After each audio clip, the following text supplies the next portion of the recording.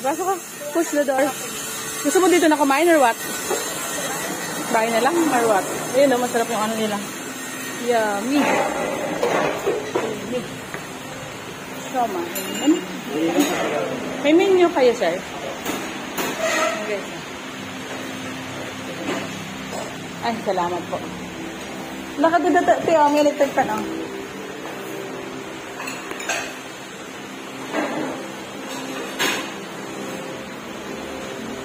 Yung prototype.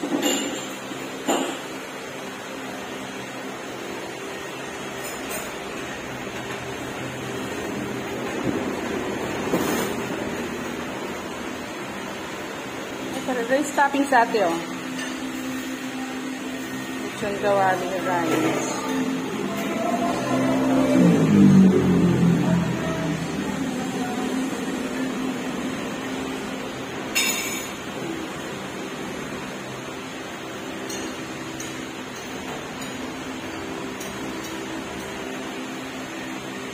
Halika na, ano?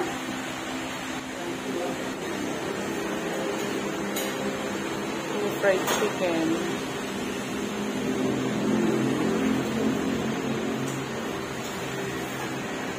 Dapat pala dito natin pinakain sila, ano?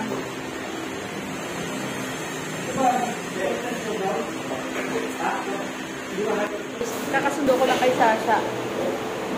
For take-out lang yung guys. Ang in-order ko is sweet and sour pork rice for Ate Sasha. And then sa akin, beef ampalaya. Ayan, para may iba naman. Alam nga nila kasi hindi pa ako nakapagluto. Ayan. Masarap dito guys. Pati yung mga pancit nila. The best. Yan lang yung sa labas. Maganda din dito yung ano. Tagal na po 20 years. 30, 40 years na po.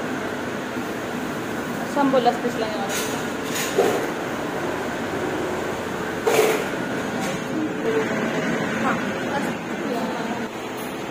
Aming take out. That only costs 1 tray. Yes. Ayan guys. So yun guys. Bali 298 lahat. 1 beef. Ano to? Ampalaya beef toppings. Tapos ano. Kay Sasha pork. Sweet and sour pork. Okay, so ayun, uwi na kami guys. Sa bahay na kami mag-reaction vlog. Kasi first time kong mag-order dito sa kanila ng beef with ampalaya. Okay, at itong pork. Dati nakatikim na ako pero matagal na yun eh. Okay, let's go. Sweet and sour pork rice. Yummers. Parang ang bango.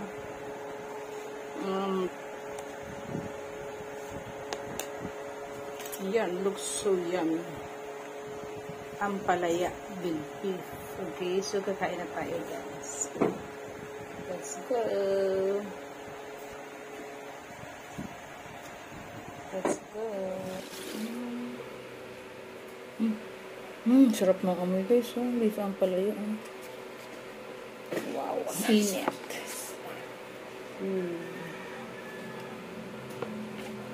So kakain na tayo guys. Kain na tayo, guys. Ate Sasha, bilis natin. Husgahan natin to guys. Beef ampalaya. Ayan. Na-miss ko na din magkain ng beef. Wow. Rice toppings to guys. Ay, magpe-pray muna tayo. So, guys. Masarap ba, ate? Hindi pa. Wala pa. Na-miss ko kasi ang ampalaya. Ano ba ito, mama? Mama, what is this? Kaya Sasha guys, sweet and sour pork. Sarap. So yummy.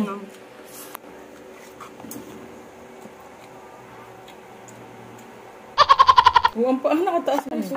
Masarap. Miss ko talaga sa Chinese restaurant. Kumakain ako.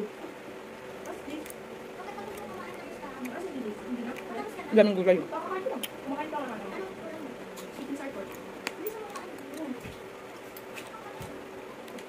Mabilis lang naman yung serving sa kanila guys.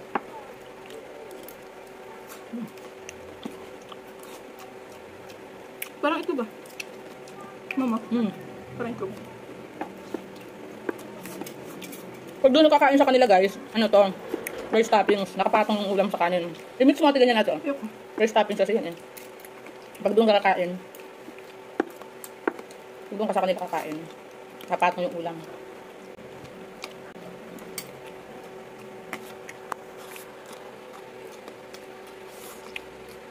Namiss ko na kasi mag-ulam ng beef eh.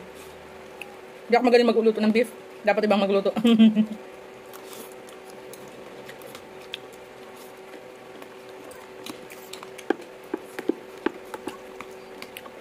Yung mga ano silang halo pang ibang...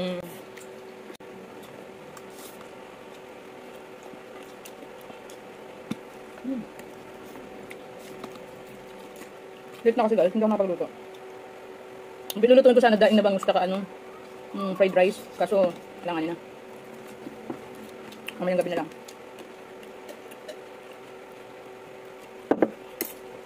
Ang pwede ko masarap. Harap. Sarap. Lasang-lasang ano, parang orange.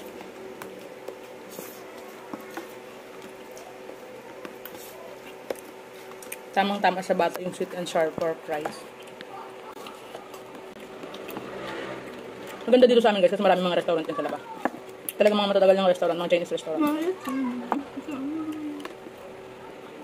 Wala mo ka pa.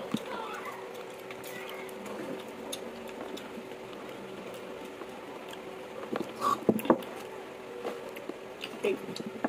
Ang dami ang palaya guys, ang sarap. Hindi masarap ang palaya eh. Tama lang ang pagkakaluto. Yung rice nila tamang-tama din sa dami. Saktong-sakto lang sa dami ng ulam eh. Galing yung chef nila. Ang sarap magluto.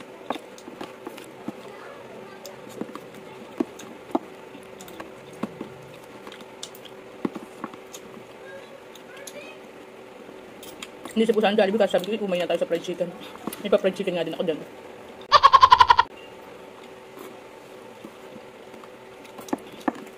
Hey, mama chicken. Gusto din siya. Gusto din niya siya beef.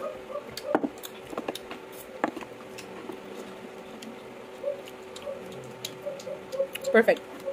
Murang-mura na guys, di ba? Kung kay Shasha, sweet and sour pork is 139. Sa akin naman,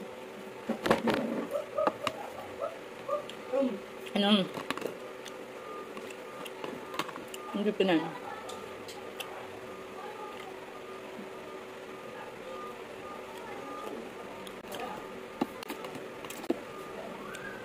Ano ibig sabihin ng often? Thanks for watching. Sarap. Sa thumbs up.